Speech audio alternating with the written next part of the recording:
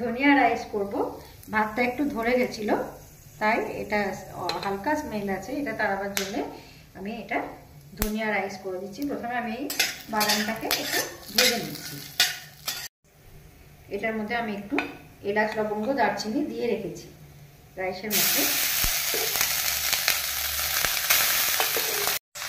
এখানে আমি ধনেপাতা, লঙ্কা, লেবু আর লবণ দিয়ে আমি একটা পেস্ট তৈরি করে নিই। এবার আমি এটার মধ্যে ওটা আস্তে আস্তে মিশিয়ে দেব।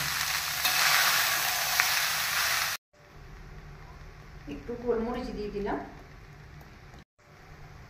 কাঁচা লঙ্কার ঝাল আছে এর মধ্যে, আর একটু গোলমরিচের ঝালটা ভালো লাগবে বেশি করে দিলাম। ফ্রেশ ধনেপাতা দিয়ে দিলাম। টেস্ট করে দেখলাম একটু লবণ কম হয়েছে, তাই আবার একটু লবণ দিয়ে দিলাম। হয়ে গেছে।